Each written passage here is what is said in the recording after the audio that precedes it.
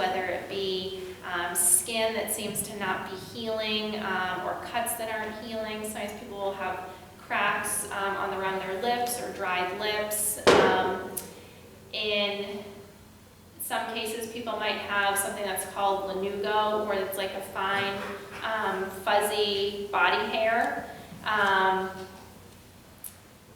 That would be in a case of really kind of like extreme, quick weight loss and malnutrition. I mean, those are probably, cold intolerance could be another thing. Feeling, fatigued easily, teasing out, is that something that's like an anemia related versus is it something, that's just because of diet or diet that's causing anemia? So there's really there's not a quick answer as to this is how you can figure out very quickly, am I missing things? But if you are concerned, one of the things that I would suggest is, or for yourself or for someone else, is making an appointment to, whether it be starting with nutrition, whether it be seeing your doctor or one of the doctors here at Gannett, and just kind of, seeing, okay, maybe I am having some of these different things. Is it food related? Is it not? Is there anything different that I can do? And that's something that I can talk a little bit more about at the end is, if you do want to set up any appointments, how to do that. But you're right, all of those things really play together, whether it's food, whether it's sleep, whether it's exercise. And sometimes the answer too is that it's not just one piece of the puzzle. Maybe it's different things. So maybe your eating isn't quite right and maybe your exercise is too much. So maybe it's tweaking your eating and tweaking your exercise to find a better balance. So one of the other things, that can really play into just academics and just life in general is mood. And so sometimes if, maybe we aren't getting enough food or enough of the right things, we can start to feel more moody, we can start to feel more depressed, more anxious, and so those things can absolutely then in turn affect our nutrition, and vice versa. If we already just, I didn't say that right, but if all of those things can sometimes happen because of inadequate nutrition or not the right balance, but also vice versa as well. Nutrition sometimes can really help some different mood or depression or anxiety, even if it's not something that's just come as about as a result of the food. It could be something separate, but improving nutrition can absolutely help with that. So that's just another thing to keep in mind too, is that, if you are having any depression or anxiety or anything with mood, seeing, is there anything that I can do to improve my nutrition, or is this something that's caused by nutrition? So we talked to him about, you mentioned everything in moderation. Would you say that we also have to moderate the omega-3 and stuff? Because I consume a lot of the chia seeds. Yeah. Since that's my dad's business, so it's unlimited. So I'm always eating them. You have a free supply of something very expensive. So I eat them with everything, with water, with yogurt, with oatmeal, with everything. Would you say that that's bad? Or? So with chia seeds, one thing that they're very high in is fiber.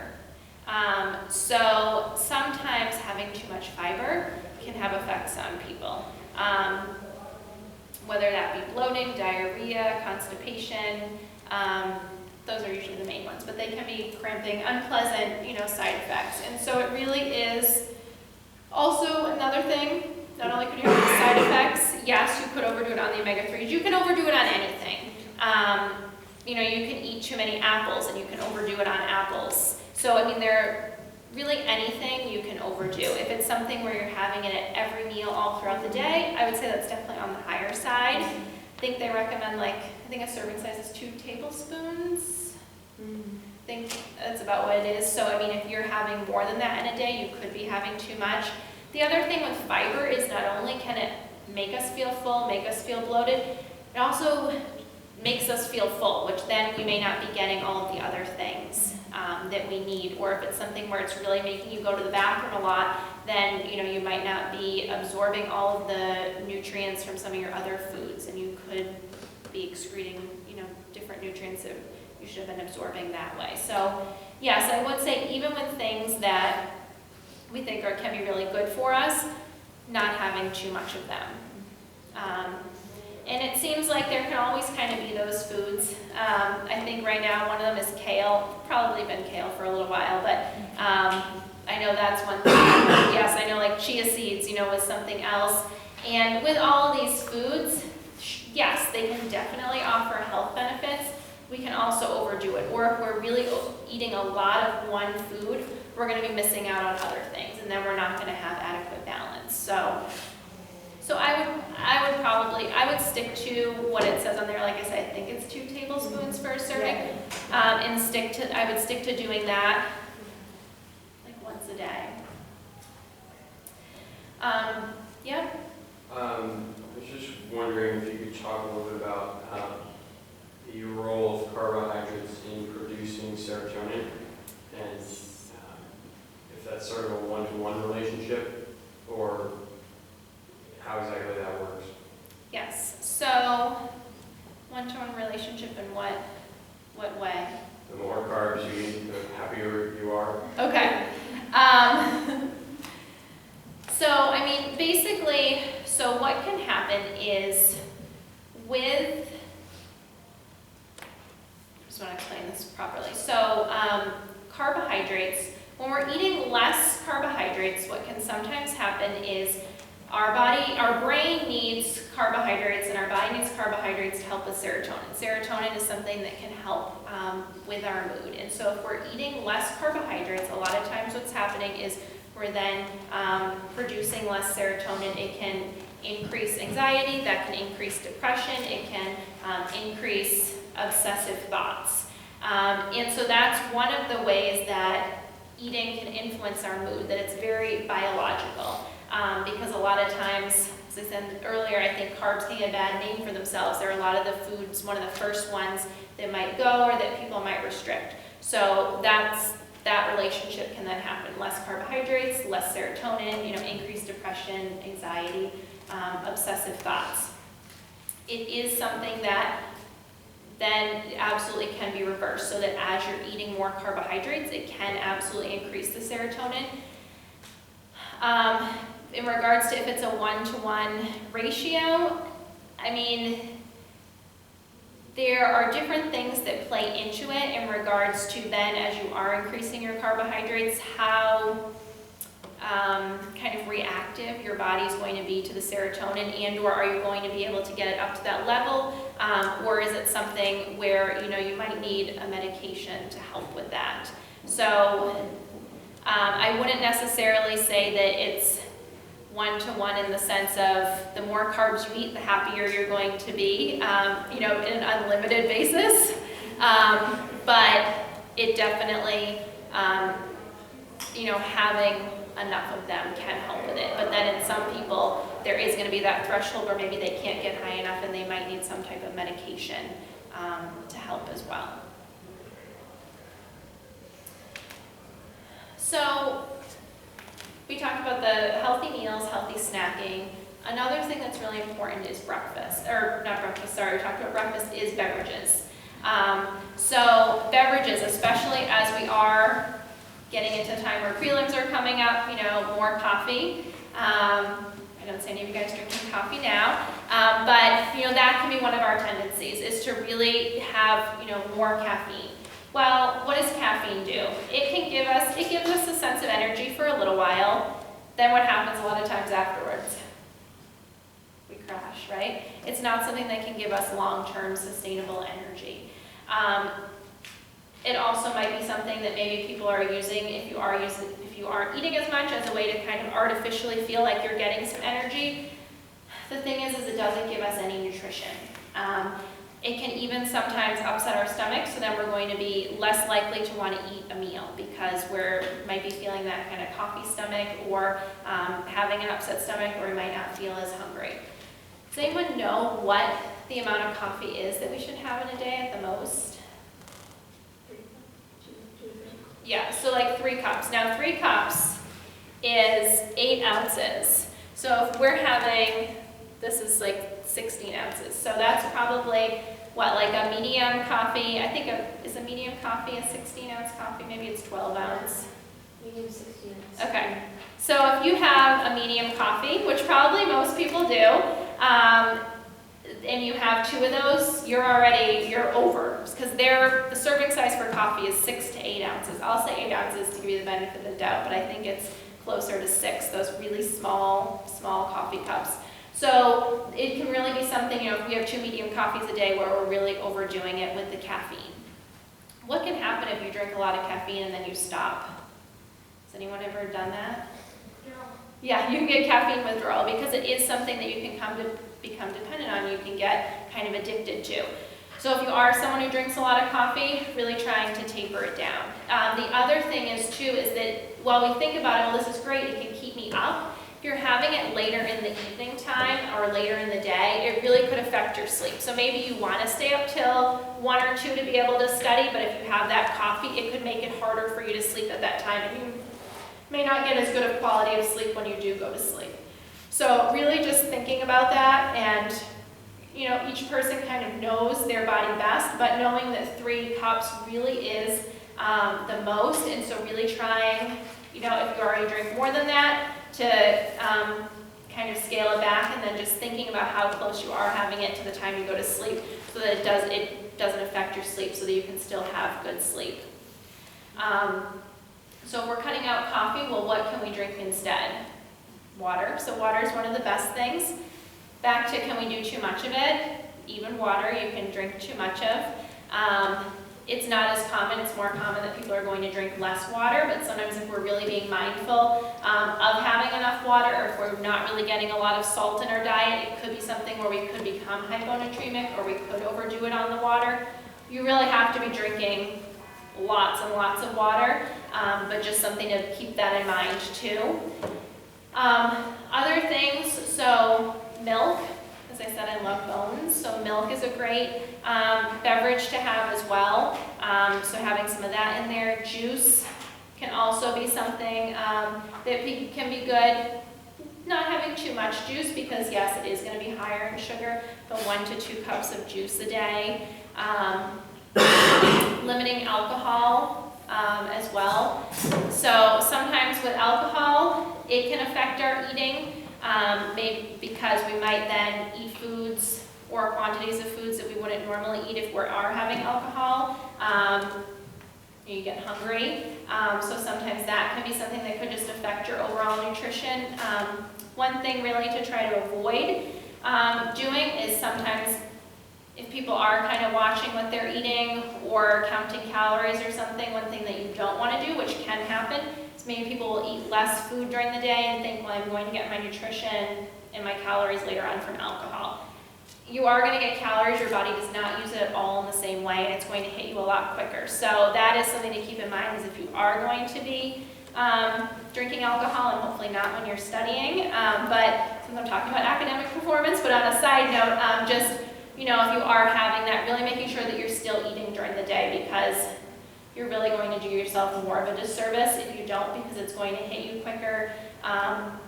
You're going to get drunker quicker, and probably more likely to get sick as well, and on smaller amounts of it. So just being that something to keep in mind as well. Has anyone, yeah? Now, in terms of, what about wines and being good sources of fruit?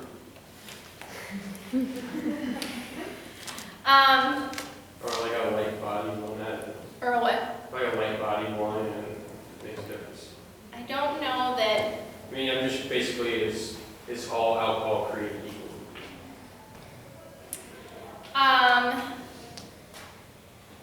I don't know that I would count wine as a serving of fruit. Okay. Just like I wouldn't count beer as a serving of carbs. Mainly really because, well, for one, it's not unlike a juice. You're not getting, just like in a juice, you're not getting all the nutrition that you would get from eating a whole fruit. It's the same thing with the wine. Plus, if we start counting, that's when you start getting into trouble. While I'm having my fruit, I know I need to have 3 servings a day. I'm going to have 3 glasses of wine. Well, that's not, that's extreme, of course. I know that's not what you're saying, but, that's when we can really get into trouble. So I wouldn't, is it all created equally?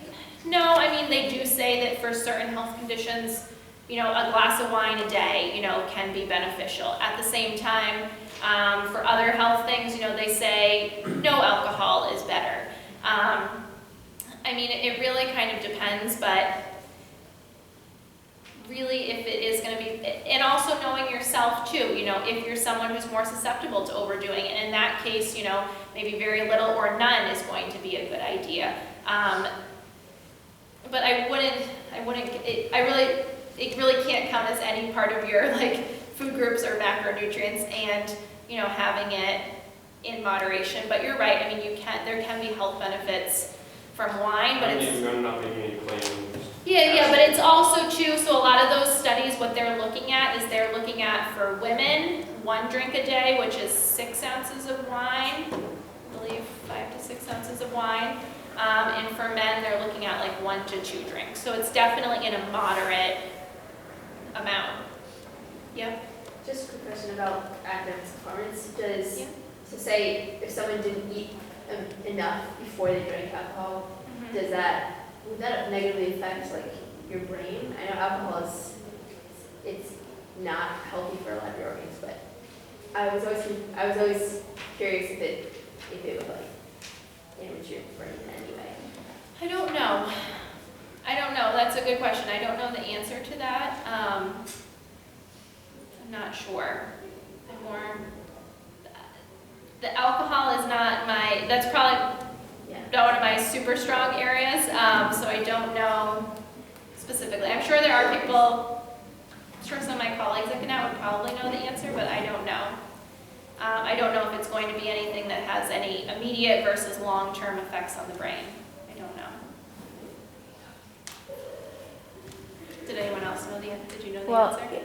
If you I do. mean, alcohol, the way, when you're consuming alcohol, the main effects that it may have on the brain is if you way overdo it and hypoxia and that kind of stuff. Yeah. You're damaging it that way. The reason we feel dizzy or whatever from alcohol is because it affects the specific gravity of the fluids in your inner ear. And that's why you get the altered mental status, is because you're getting altered sensory system input from those fluids in your ear. Interesting. I didn't know that. Okay.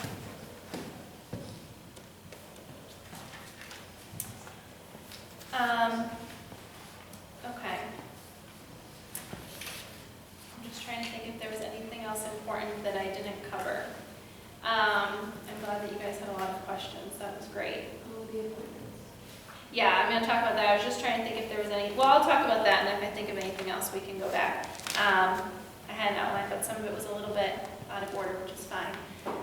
So just one thing that I will say is, if you guys have any questions about anything with nutrition, if as I'm talking about this, you think I want to talk more about the, protein bars, or something like that. If there's anything that really struck a chord with you guys and you do feel like you have questions about it, or you want to talk about it, or even that you have, whether it be a small question, small concern, or a larger question, larger concern, absolutely you can schedule nutrition appointments. So myself, I'm one of the nutritionists, dietitians at Gannett. Clint Wattenberg is another one. He works with with our athletics department as well. So absolutely you can schedule an appointment with us. Some people might schedule an appointment for just a one-time consultation, maybe get some of your questions answered, or maybe it might be helpful for you to come back on more of a long-term basis. So either way, just know that that option is out there. All of the appointments are confidential. So that's just something else to know, is that any of the services at Gannett, it's confidential. It's not something where your parents are going to find out about it, or anything like that. And we really want to be there to help you guys.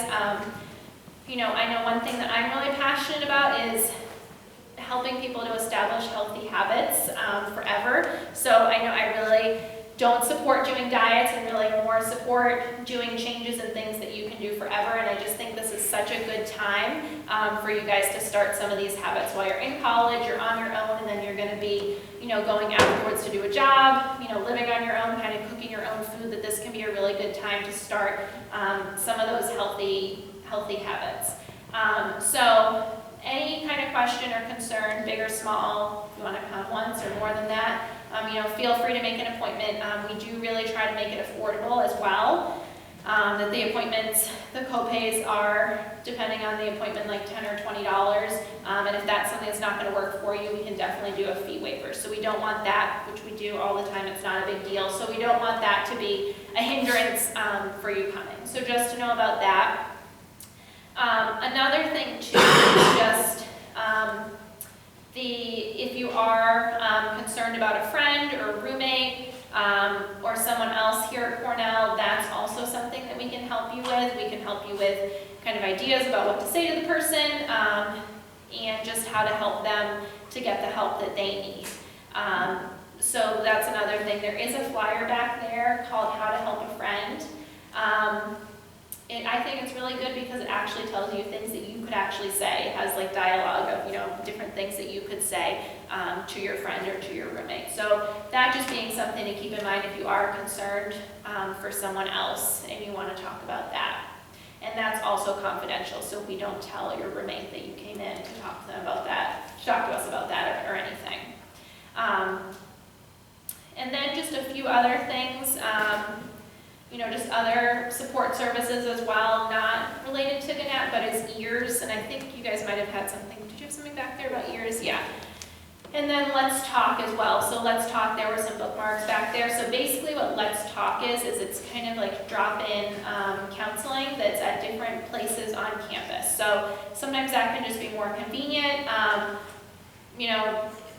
or it could sometimes just be kind of a way to kind of see what it's all about before coming to Gannett. So that's not nutrition, but that is counseling, and they can help to hook you up with nutrition. So that could be another resource too. So definitely feel free to take some of those handouts, and if you are interested at all in setting up an appointment or calling, feel free to do that. Did you have a question? Yeah. First of all, thank you for speaking. I think this is really helpful for a lot of people. I do have a question though. In regards to kind of your advocation for what I consider to be a very standard breakfast, lunch, and dinner with snacks in between, and what your opinion is more on a intuitive eating strategy. For myself, I've found that to be incredibly helpful, where I just kind of listen to my body. When I'm hungry, and I'll eat when I'm hungry, and I won't eat when I'm not. So for me, that often turns into what you call intermittent fasting, where I actually don't eat for about 16 hours a day, and then place most of my eating in a specific time window. So, like for today, I didn't eat until about 3 p.m. We'll probably continue eating till 10 or 11 when I'm full. I found that works best for me. It actually keeps my blood sugar, energy levels the most stable throughout the day. And I think that there's a lot of emerging science in the field of nutrition, which is incredibly contentious, and I'm not trying to make this a debate, but in regards to the consumption, especially of carbohydrates, varying blood sugar levels, everything. So, the first thing I'll say is that absolutely one size doesn't fit all. So yes, I kind of talk generally about having meals and snacks, and that is really what I would support for most people. Perhaps it's not 3 meals, 3 snacks. Maybe it's a little bit different. And, maybe specifically what you have at those times, when you have it, that can all be individualized. So, as we're talking as a group, it seems more general, but if it is something where, we have opportunity to talk individually, then that's when we can make it more focused to you. So that's just one thing that I'll clarify, is that if you do come in for nutrition, it's not like you get this cookie cutter type of eating plan or anything like that. So, I know anyone who comes in, I start with a blank sheet of paper and kind of write out for them what it's going to look like. So that's just one thing that I'll just clarify.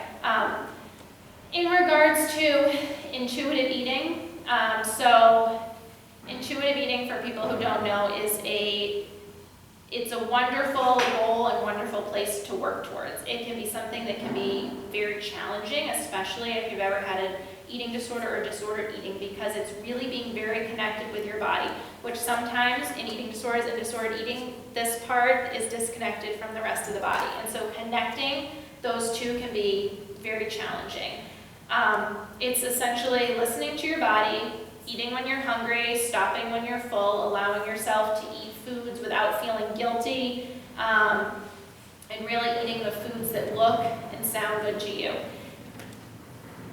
Sometimes it can get criticism of, oh, well, then I want to eat 5 donuts, every day for lunch, I'm going to eat 5 donuts.